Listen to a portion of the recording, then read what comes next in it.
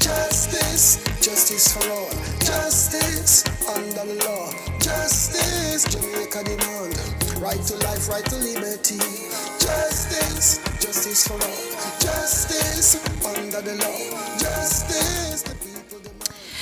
Welcome to another episode of Let's Talk Justice. Good afternoon. My name is Michael Jackson, Executive Director of JFJ. Now, Jade Williams, our attorney at law, policy research and advocacy manager. She is actually in Westmoreland at the Mario Dean trial that took place this morning. So I will be flying solo. And the topic that we're going to be discussing is the way forward ending gender-based violence in Jamaica.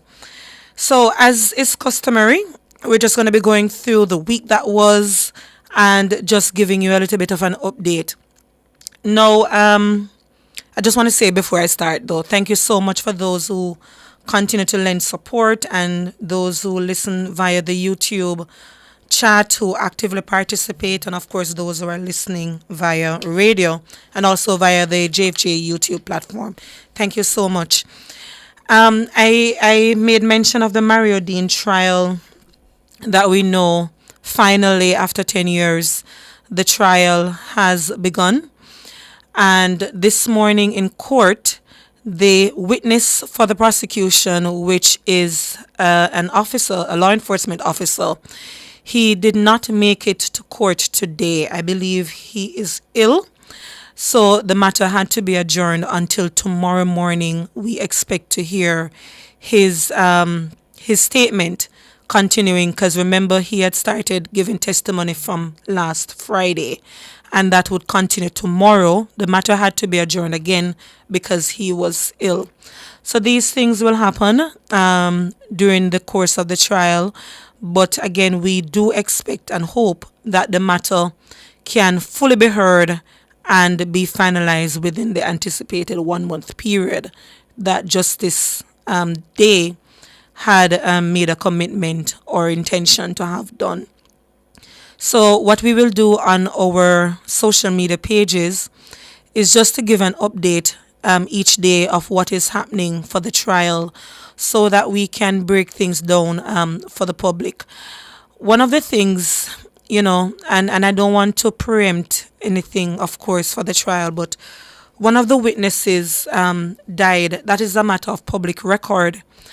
And, I just want to say this sort of delay can lead to these, occurrences where witnesses die, move away, and so on. And obviously, we hope that there will be no adverse effect or impact on the trial that is underway. But just from a general perspective, I just felt it important to highlight that to the listeners, to the public, so that you can join us in advocacy generally about how we can improve and strengthen and move towards real justice reform in the country. And we see some efforts being taken with the backlogs and so on being reduced. But, we have to get to a stage wherein trial can commence within a year after someone has been charged. I know Justice Minister, the Honorable Delroy Chuck, had made an intention that is something that he would want to get done. A trial commencing within a year, my apologies, of an accused being charged. Because again, the accused, they have a right to a fair trial.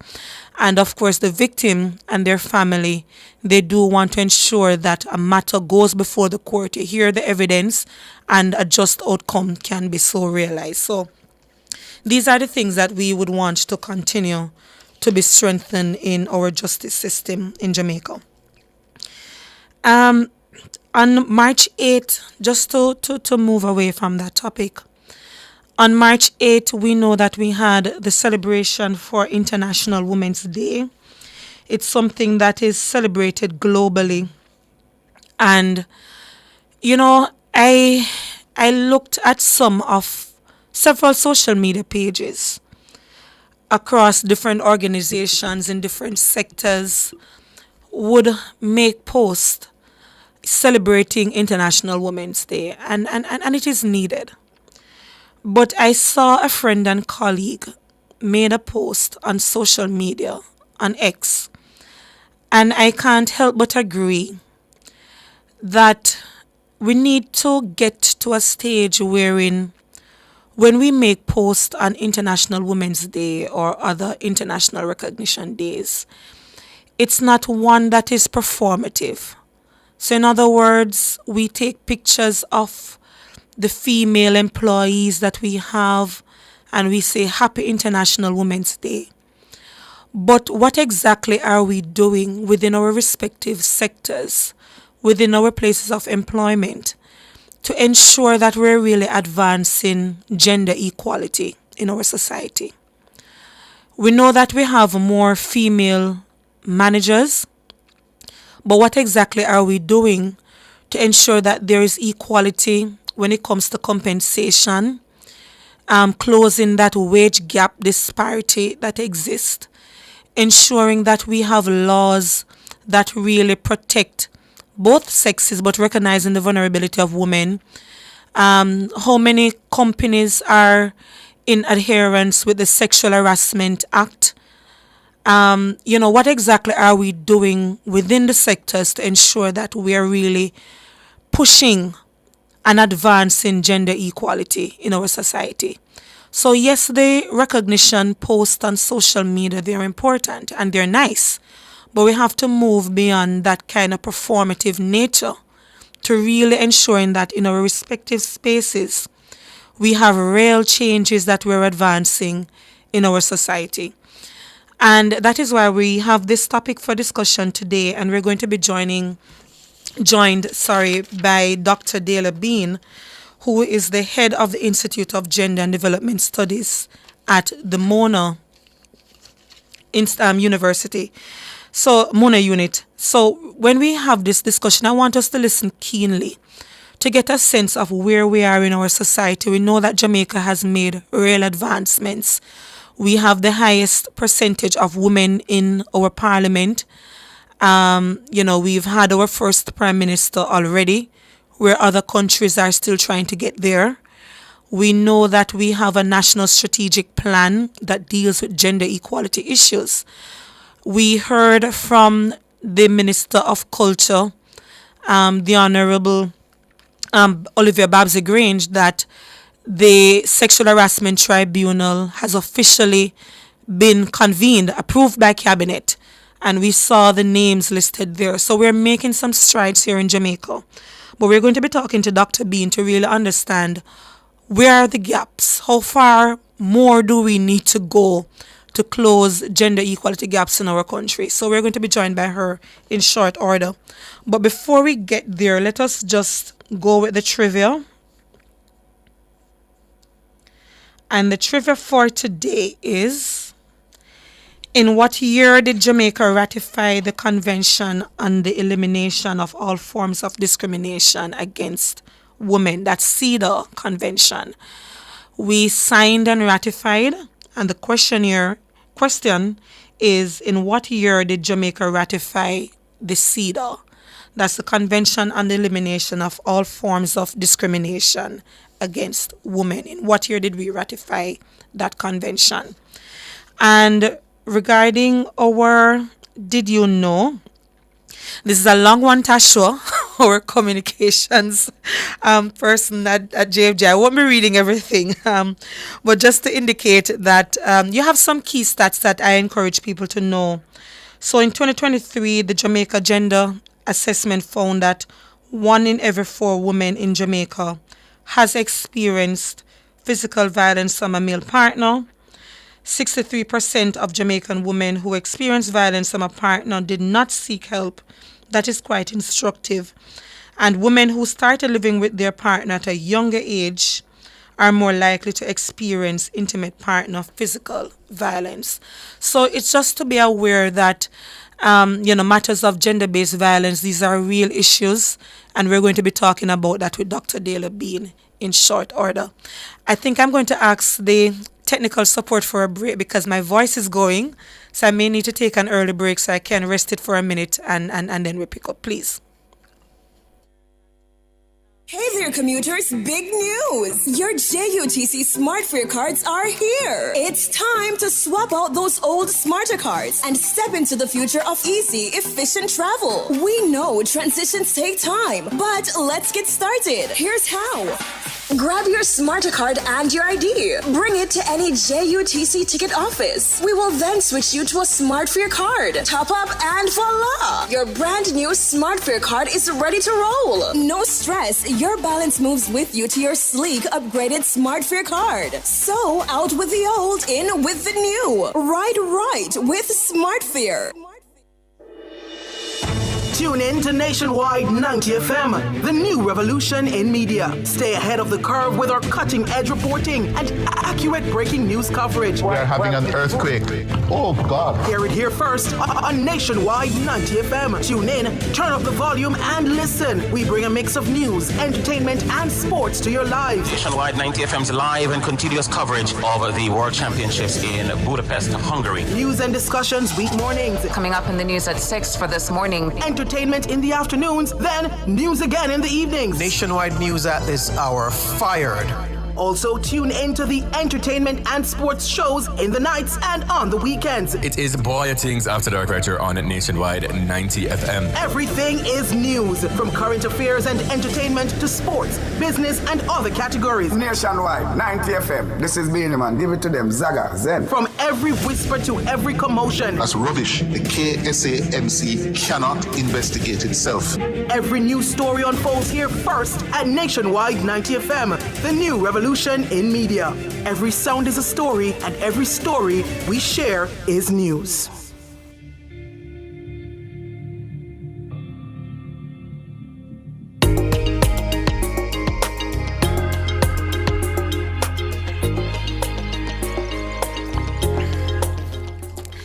Welcome back to Let's Start Justice. You know, before I get into the serious discussion, I see Annie Smith asking our usual winner, news commentator, to give her a chance this week.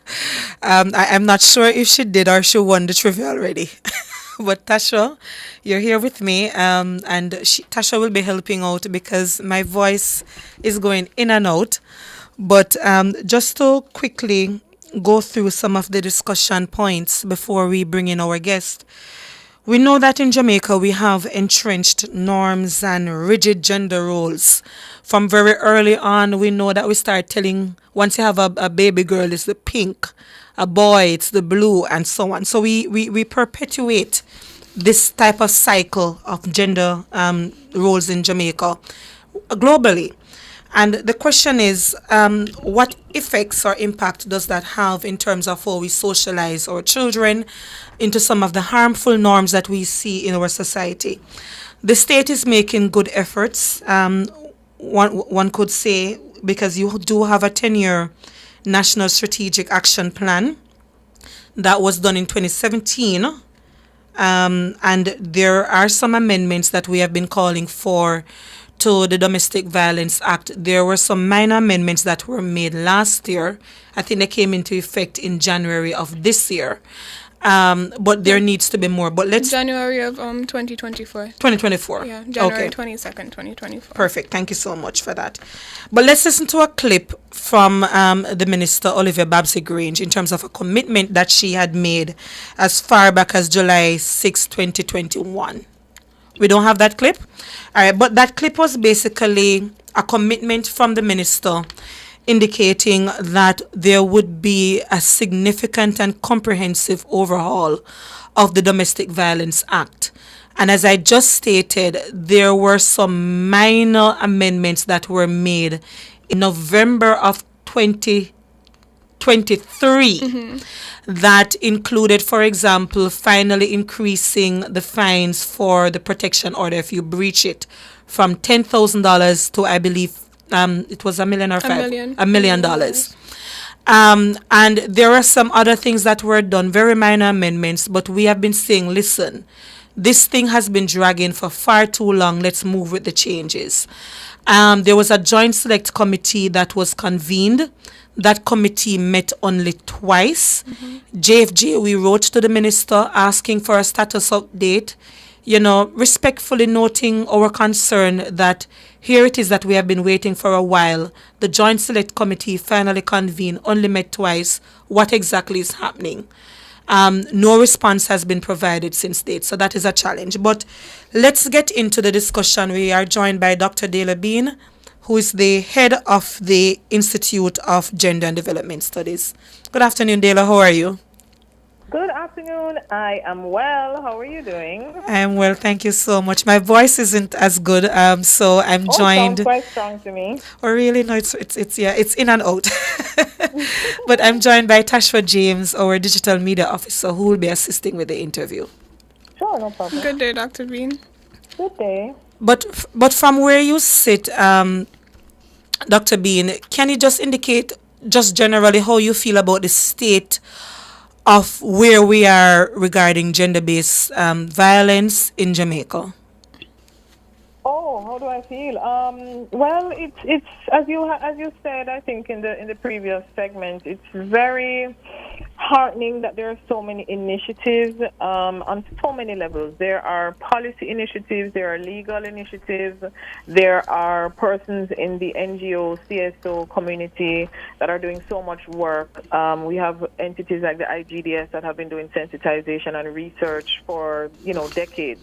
So there really is no shortage of work, and I do think that the work we have been able to do at the various levels and sectors throughout society has to be recognized, which is why for Women's Month and Women's Day, the idea is to celebrate and accelerate, because we do have to celebrate where we have come.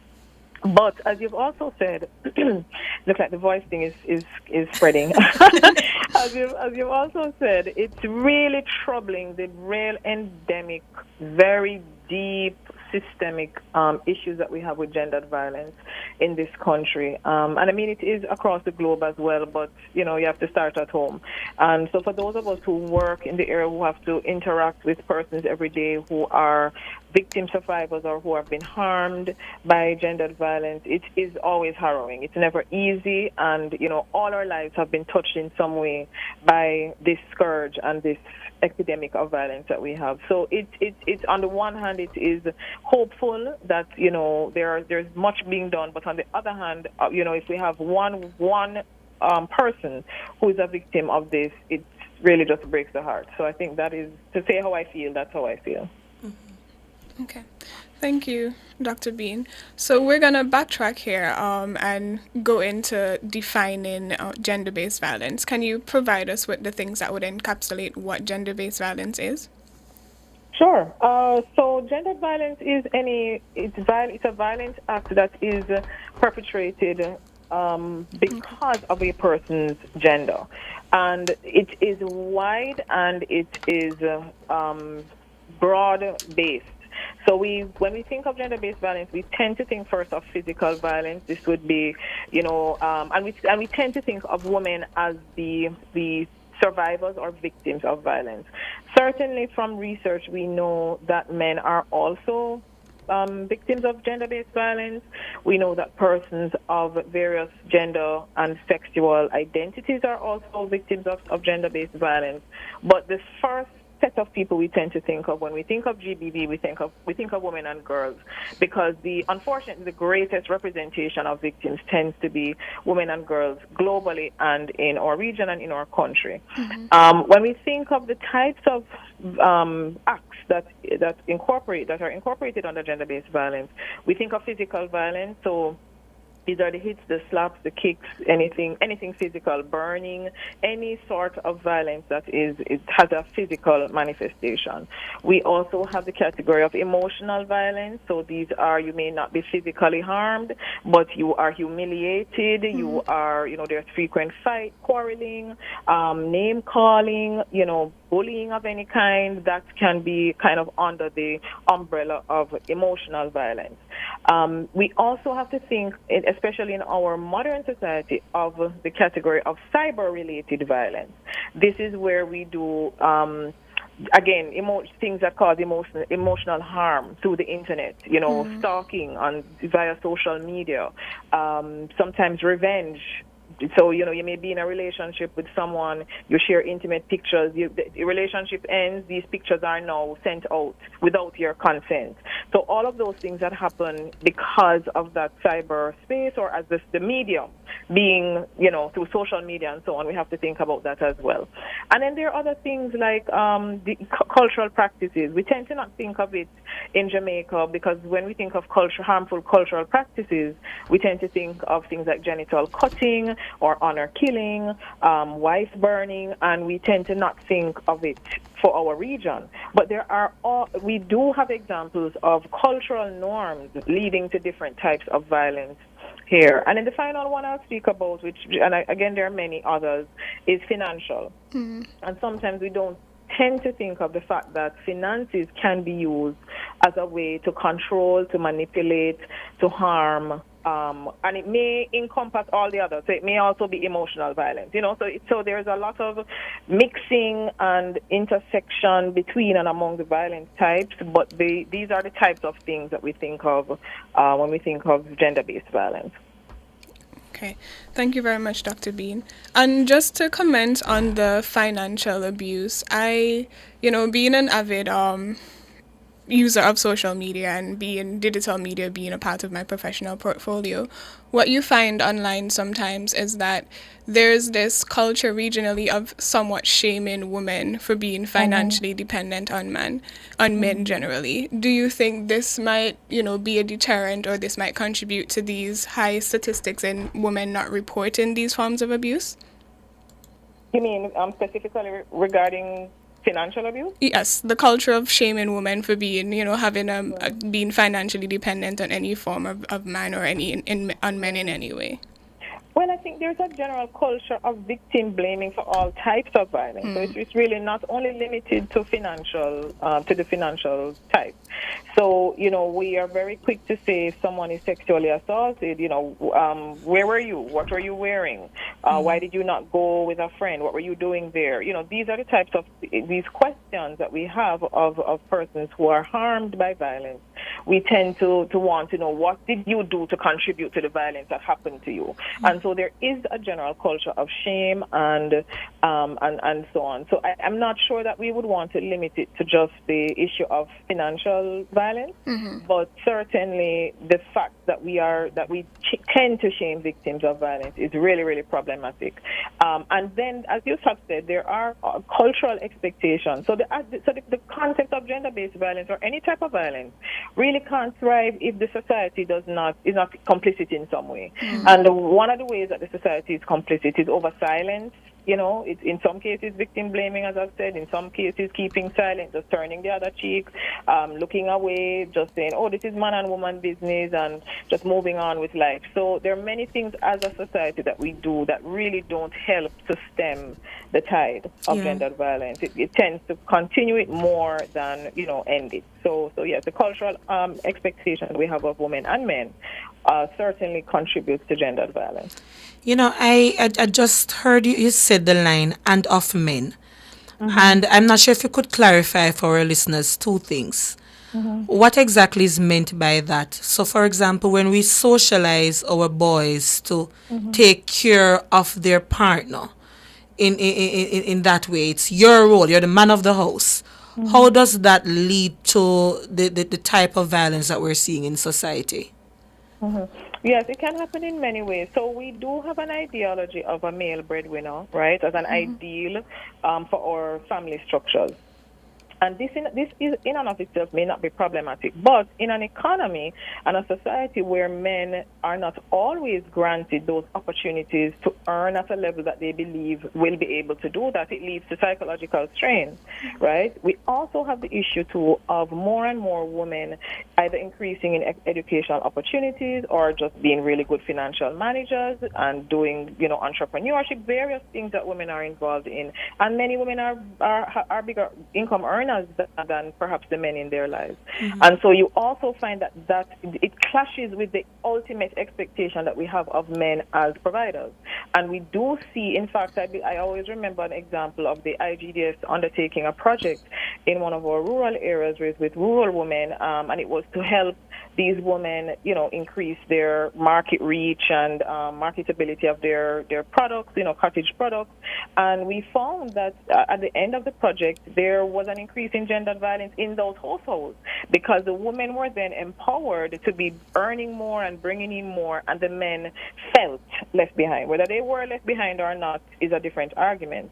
But the perception was that the women were getting the assistance and the men were not getting similar. So there are many ways in which the way we socialize boys and men and the way we socialize girls and women contributes to these serious cycles that we have of gendered violence. It's not only one thing, it's not only one contributing factor. And certainly socialization is part of it. And around the issues of provision and the responsibility that you have as a man is a very big part of what drives gendered violence. Yeah.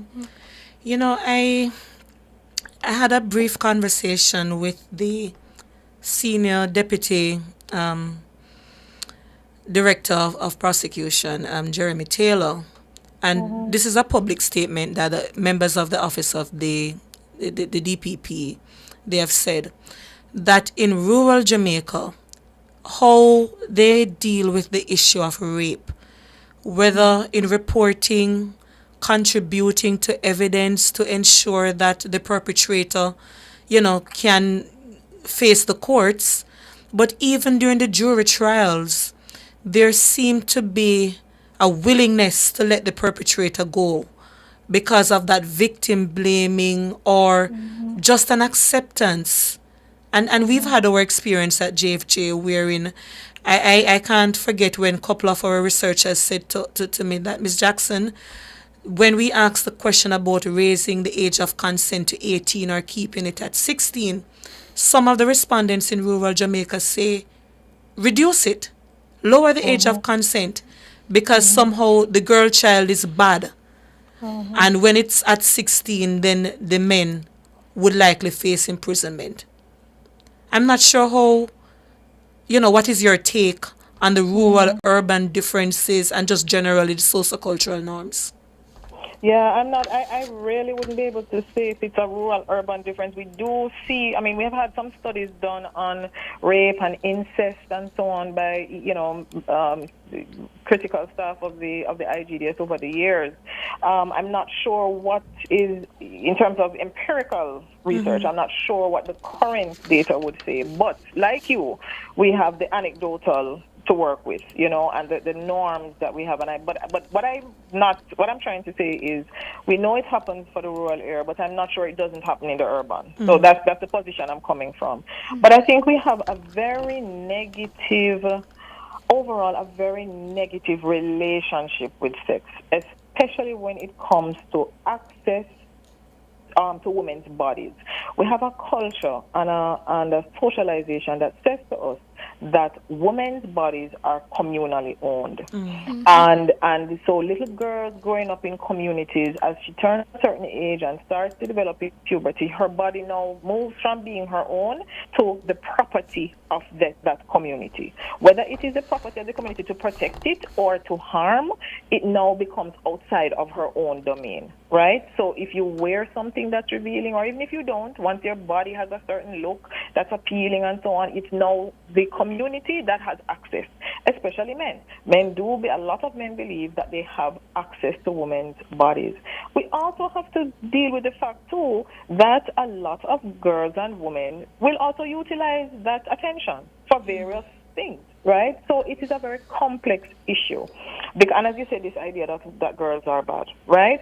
So it is a very, very complicated issue, and it results in us not respecting and understanding that sex under a certain age cannot be consented to by male or female, and that even in one of the research papers that we had done by Dr. Lee Dunn, it's just a little sex. It's really not seen as anything big for a grown man to have sex with a 14-year-old in some communities. It's not understood as a criminal act. Dr. Bean, I know you said you had to go, but can you stay with us for 5 more minutes? We have to take the break. Yes, I can do 5 more minutes. Thank you so much.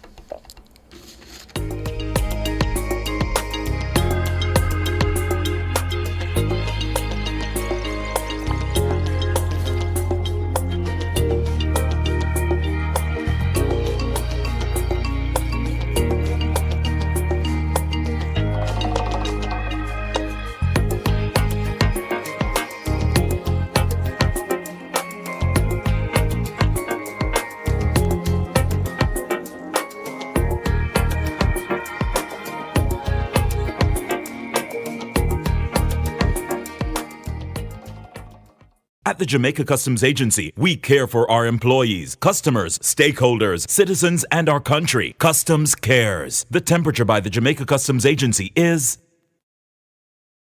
30 degrees Celsius here in Kingston and 29 out west in Montego Bay.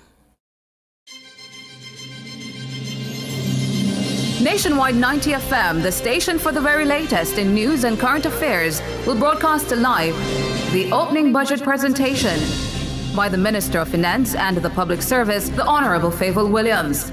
On Tuesday, March 11, the Honourable Favour Williams will put forward the government's plans to finance the budget for 2025 to 2026.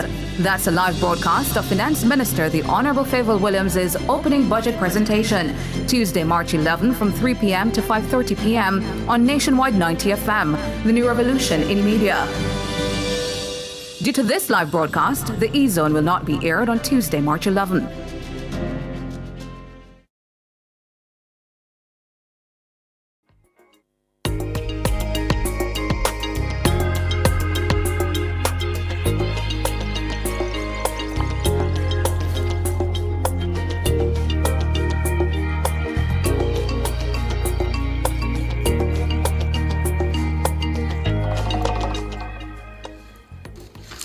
Welcome back to Let's Start Justice. We are discussing, what exactly is the topic, Tashwa? Yes. I just had a memory. The topic is the way forward and the ending gender-based violence in Jamaica. So we're here with Dr. Delia Bean she's the head of the Institute of Gender and Development Studies at the UWI Mona. And Dr. Bean's last topic what we were unpacking is that there are certain entrenched cultural norms when it comes to gender and gender norms that perpetuate or enforce gender-based violence. So Dr. Bean, can you just pick up with the point that you were making before we went to the break? Okay, right. Yeah, so basically what I was saying is that, as was nicely recapped, is really just that there are some very harmful norms. And these norms come from culture. They, even we think of the fact that women and girls are seen as the safeguards against the wiles of men, right? It is a woman's responsibility to keep this male sex drive then in check. It's our responsibility. So you don't wear things that are too short. You're not overly flirty. You don't do anything because we accept as norm that men have a very high sex drive and we're wild. Men are just wilding out. And it is the responsibility of women to keep that in check. So that's part of the view that we have, and that can explain, Michaela, what you explained in court, that there's an assumption that men will act in a certain way. So there's a likelihood for a little more leniency there, but it's a woman who should have had responsibility over her body or stop this. There's some victim blaming involved because we have this view that women are the ones who are to take care of themselves where sex is concerned. Yeah. So all of these are challenges. It really isn't the only issue. When if we had a psychologist on, they would also give a psychological profile of people who are likely to commit these offenses. So certainly there are many disciplines and research, and much has gone into our understanding of abuse and so on. But culturally, those are things that we have to look at as well. So before we close out, we only have a minute left with you. What is your last word in terms of to our listeners? How can we fix this problem in Jamaica? What would be your recommendation and suggestion? We need to stop accepting ourselves as violent. And that's, I think, a big part of it. So gender violence is part of a national issue that we have, that we are a really violent society. We even love through violent ways. We are aggressive. We express ourselves in that sort of way. And I think the day that we start turning our attention towards better conflict resolution and this getting rid of this acceptance that we have, that we are naturally and inherently violent, and use that in our discipline of children and everything, I think we will be a lot better off. And also that's one, but also raising our boys with a different understanding of women and girls. I think that's really, really critical too, because we are, as I said, we are aware through the research that the majority of gender-based violence victims are women. This does not take away from the fact that men are as well, but when we have the staggering numbers that 1 in 3 women will be victims of gendered violence in our country, we have to start there. We have to look at how we socialize our boys in the treatment of women and girls. Yes, thank you so much. That was Dr. Dale Bean, the head of the IGDS. Thank you so much, Dr. Bean, and best of You're luck. very welcome. Take Thank care. you. You know, to our listeners, my apologies for this week and the voice, but I'm ably supported by Tashwa James, right? But I last week, Friday, I was privileged to moderate a panel discussion at the UA campus, but it was an event held by the UNDP So Just Project. And this panel discussion was focusing on, advancing gender equality through civil law. And civil law will touch on things, for example, harassment in the workplace, ensuring that you deal with things, private affair matters, or securing your individual rights within institutions. But the conversation was so practical. I think we should invite the individuals who were on that panel, experts. We had an individual from the Kingston Legal Aid Clinic, Legal Aid Council, Diane Watson, and we had Mrs. Carty from the Registrar General's Department. Just practical advice, and I will tell you, because it's a similar advice I saw in an article by Member of Parliament Lisa Hanna. Women, know your rights when it comes to property matters. Very important. Because you see several complaints that we're unable to accept at JFJ. For example, I was with this man for X number of years, but it was a visiting relationship between you and the man. You're not defined as spouse under law. So you have the Property of the Rights of Spouse Act, PROSA. How do you secure your rights in those situations? Be smart. You have a child for someone that you're not in a relationship with because the person may be married and so on. Be smart. Ensure that some property is willed to the child. You are in love, you meet a nice person and you're in love and you have your property already, but you don't protect yourself in those instances because we're investing, because we love to love. So it was just practical examples that were being given, and I think that's why we should invite the panelists on our show just to explain these things to the listeners, the importance of prenuptial agreements and so on, and protecting their property, as we're saying, because too many people fight over what we call deadlift in Jamaica.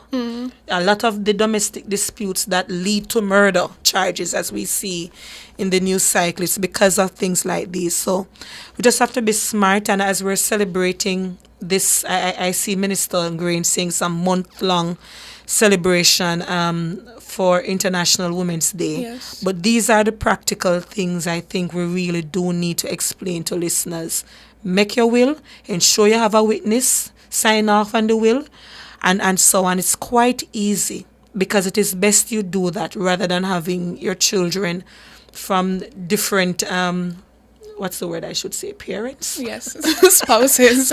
Spouses, and so on, having that fight over a property that you left behind. What do you think? Yes, I think that's a great idea. And I think culturally as a people too, we have this aversion from seeking certain legal protections because we think, it should stay in the family, or, you shouldn't get the state involved in certain things. But you have to think pragmatically, and you have to think about your long-term protection of your children. Another thing, Tashwa, and I know you had it on your the script. The status of the Domestic Violence Act and the fact that we've written to the minister, and there are some things happening, so we have to acknowledge the good work with finally putting together that the sexual harassment tribunal. Because if you are sexually harassed in your workplace, that is the tribunal that you would lodge certain appeal and complaints to, and they will assist. For example, you have Cadre folks on it. I don't want to call any other names because I don't remember all off the top of my head. But you have, qualified people of good reputation on it. But I feel like we've gotten to a stage where the Domestic Violence Act is simply not being given the type of attention that it needs to. And I really have to say that we have to do better. We can't have a joint select committee convened, but yet you've met only twice. And no word as to the status of that joint select committee. It's unacceptable in my opinion, really. Yeah. And we're going almost to a year since the last meeting, because it was early last year that they had done their 2 meetings. All right, I see the listeners, news commentators saying, thanks to the JFJ team and the support to Mercia Fraser, Mario Dean's mother. So as we segue, it has been weighing on my mind. I haven't been to court myself. You have, Jade has had, she went and she was there today, and other team members. We try to go daily. But as I listen to you all recounting Miss Fraser's testimony, it's just heartbreaking. And you can't imagine the pain. 10 years. She's such a brave yes. champion. And the kind of effort in securing justice, she reminds me of Jenny Cameron. That was Michael Gale's mother. Bless her soul. Went all the way to IACHR, and what the public perhaps is not aware of. The push for justice is from the family. Yes. We're merely a conduit because we have the platform to speak on their behalf. Yes. But the strength of Miss Fraser, it's beautiful. It's tragic that she has to have this strength. And just seeing her countenance in court and seeing her faith even, because I could remember the Sunday before the most recent hearing, her and I spoke, and she's like, okay, I'm going to wrap this up. I'm on my way to church. I have to, strengthen myself for tomorrow because it's not just me, it's me and God going in.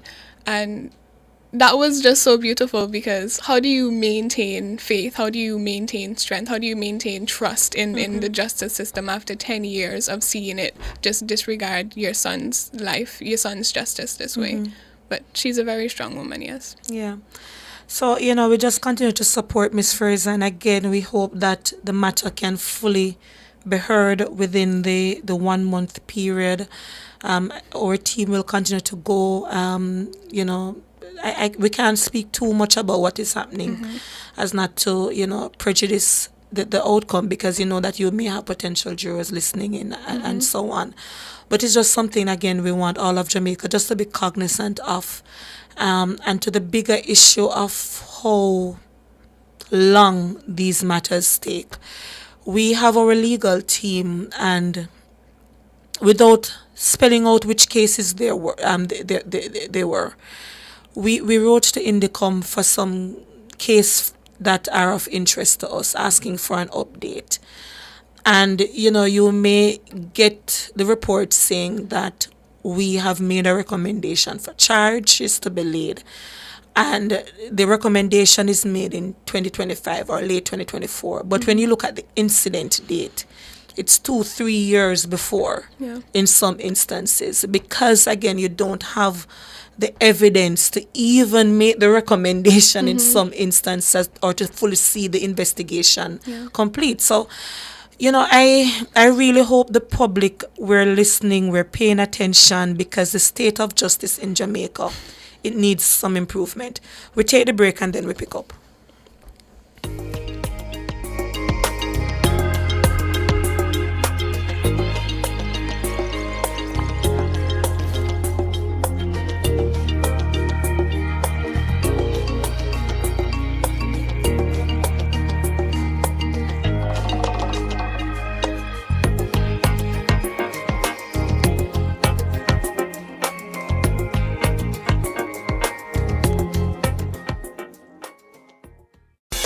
national budget is everybody's business because it impacts every Jamaican. The time brought to you by the Ministry of Finance and the Public Service is 15 minutes going up to 2 o'clock. Come taste the beat with Tasty Cheese. This Easter, we're back bigger and better. The Tasty team will be at St. William Grand Park in downtown Kingston, Saturday, March 8th from 12 p.m. to 5 p.m. Save the date and don't be late. Come vibe to some Tasty Beats. You could win prizes and surprises. Special sale on Dairy Industries products. Other food and drink will also be on sale. Tasty Beats with Tasty Cheese. Big news! The Big Bite Food Safety Show now airs on Nationwide 90 FM with your host, Alison Richards, the Food Safety Girl. Join Alison every Tuesday from 1 to 2 p.m. as she serves up expert advice, tips, and insights on everything food safety. Stay informed, stay vigilant, and remember, food safety is everybody's business. Don't miss a bite of the action. Tuesdays at 1 p.m. only on Nationwide 90 FM, the new revolution in media. This week's episode takes you behind the shelves, ensuring your supermarket food is safe.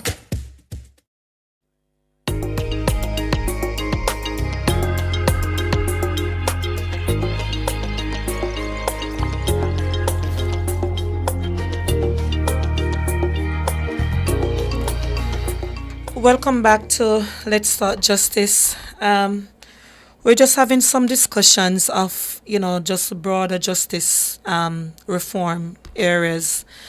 And we were just talking about the systemic issues that we see in cases like Mario Dean's. There is another family that we're supporting at JFJ, observing what is happening in court, advising the family on the status of their case. And that's Matthew Lee. Remember, Matthew Lee was killed in 2013, thereabout? Yes. And that trial comes up in July of this year. And again, I want us to pay attention to the timelines that we're talking about. Over a decade and still no justice for the family. So these are some systemic issues we really do need to deal with, because when we look on several of these matters, what happened as a result, Tashwa listeners, witnesses die, as I was saying earlier, they move away. In some instance, the police officers who are involved in the matters, they also move away, which means that no charges could be laid against them. So the matter was just stalled. These are some of the systemic issues that we see when we look at these cases, So it's just heartbreaking. Yes. Nakia Jackson, that was another one. That was before coroner's court.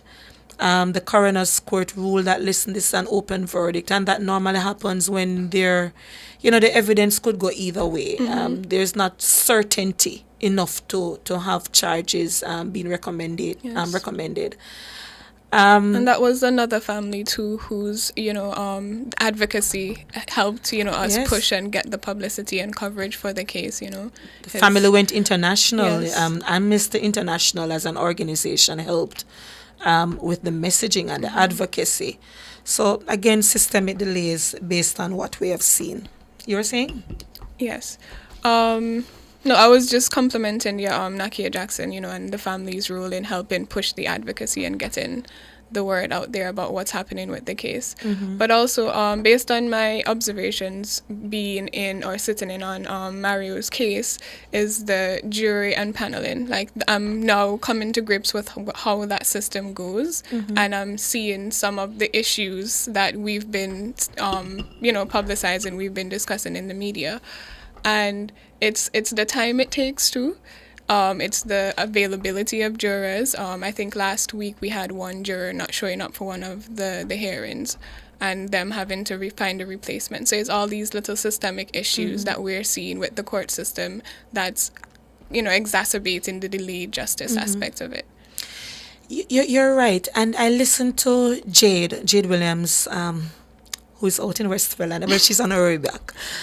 And she was speaking on Nationwide at 5 regarding the juror issue.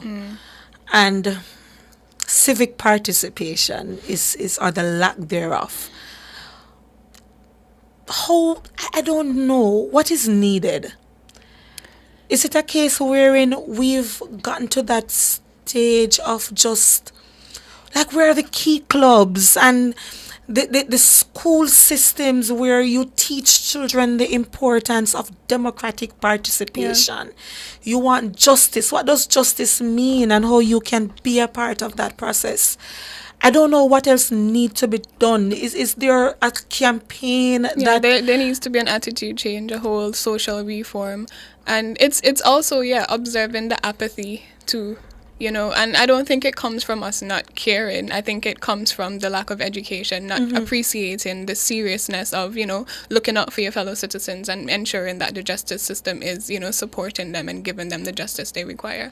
Because even, I don't recall anything being, I'm not that far removed from the CSEC curriculum, I don't recall. I was reminded I'm over 2 decades removed. I'm just 15 years out of it. but there wasn't any what you call it, any part of the syllabi that said that this is your responsibility as a juror and this is why you should take this responsibility seriously. I don't know if in your time it was in my time much when they update the syllabus every people. 5 years. in all fairness, But there was never any pressing upon us that these are your civic duties, these are your rights and responsibilities as a citizen of your country, and I think that needs to be pushed. And when we go out into the working world, also it needs to be a push because everybody perceives jury duty as just something that's pulling me out of work, and your co-workers sometimes, and I've had this experience where you guys are coaching how you're going to get out of jury duty when it is that you're in court. So we do need a shift. We need a cultural shift and appreciation for advocacy and for the judicial system and our role as citizens. Yeah, completely agree.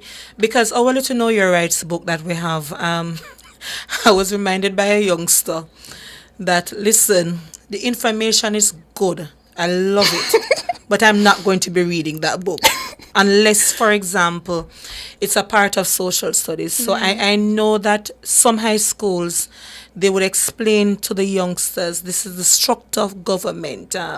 This is what the role of your member of parliament should be.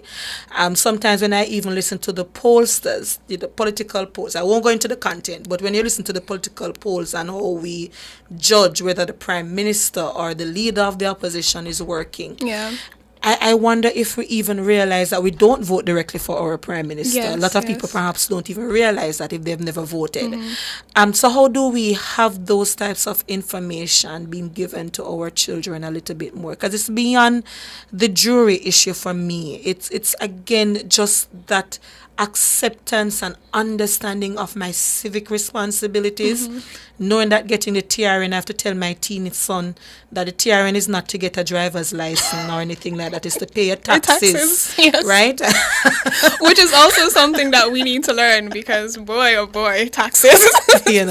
But it's real conversations we really do need to be having, not only with the youngsters, but adults who've moved beyond the formal educational system or institutions. Again, what is your role? What is your responsibility?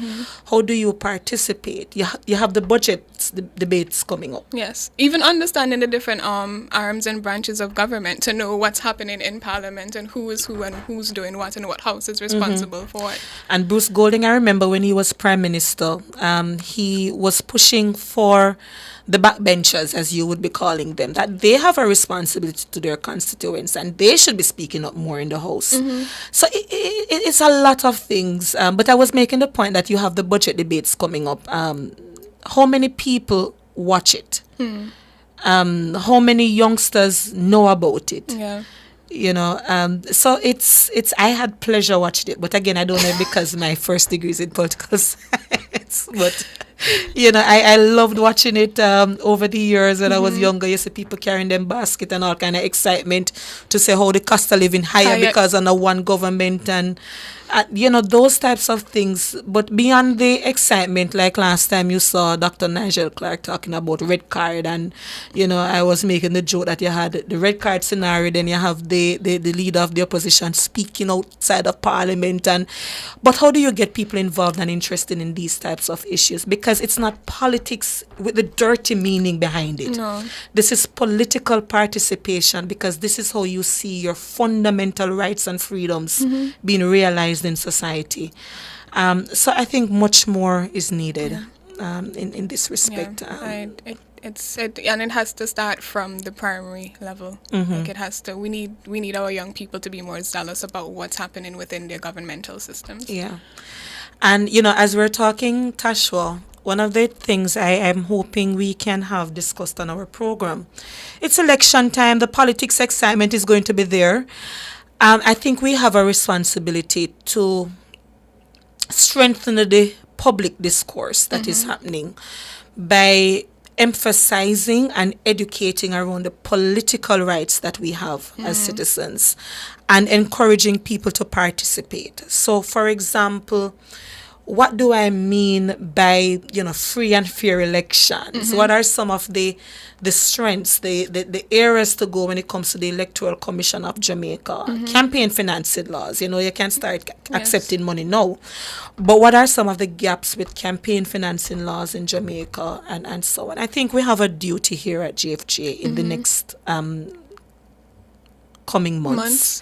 I'm having a brain freeze again. Yes, next coming September, months. It's when election is due. Early September. We need to do some public education in this respect, just breaking down some of these political participation issues, because we need some purple on our fingers, I believe. Yes, and there is a high voter apathy. Yes. Yeah, and people say, no, it's not apathy, it's because people are sending a signal that we're not interested in either political party. I think both are true, because I think we're too blissfully unaware, some of us, and if you're deciding not to vote, it should be from an informed perspective, where I'm deciding not to vote because I'm sending a signal to both political parties. And remember, you have more than one in Jamaica. We just have a two-party political system. So I think we need a lot more in this respect to be done, and so on. And I'm not sure if you've seen the chat. It's some comments about the issues. Yes, I say Marvelous Marvin, saying despite the surmountable challenges, Mario Dean's mom ride out the storm. I applaud her and have great respect. I say a prayer for her every time her case is called up. We echo that. My voice going again. I'm not sure if I want to read two more. Tasha. Okay. I see news commentators saying that most persons wait for high points or reviews from political commentators. Yes, I think we do have an aversion to, and I guess it comes from like the apprehension about if you know what you're talking about. So there's an aversion to wanting to make certain comments publicly about politics and certain persons in power, because we always somehow make it political also. So your intent might just be to query or question what's happening as a concerned citizen, but then it becomes political. And I think that also too contributes to the aversion to participating in civic matters. I see a question here. Can you please explain why JFJ never comment on crime victims? Also, why don't JCF encourage criminals? I think that means JFJ. Let me quickly say that as a human rights organization, the work that we do is around keeping the state accountable. And if you join us next week, People's Conscience, I will explain the awesome power that the state has and the importance of human rights organization in state accountability.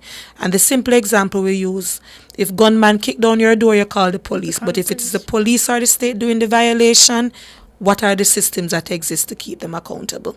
But that's where we have to leave it. I know you have who was the trivia? What was the trivia answer? So the trivia answer is 1984, and Colleen Smith, you are our trivia winner for today. Congratulations, Miss Smith, and we'll be in touch. All right, thank you so much. Have a good Monday. My name is Mikkel Jackson. And I'm Tashwa James. Bye-bye. Jamaicans, for justice, the people's champion. Justice, justice for all. Justice under the law. Justice, Jamaica demand. Right to life, right to liberty. Out of many we are one in a Jamaica. Make it a better place for the boys and girls. Created equal by the creator.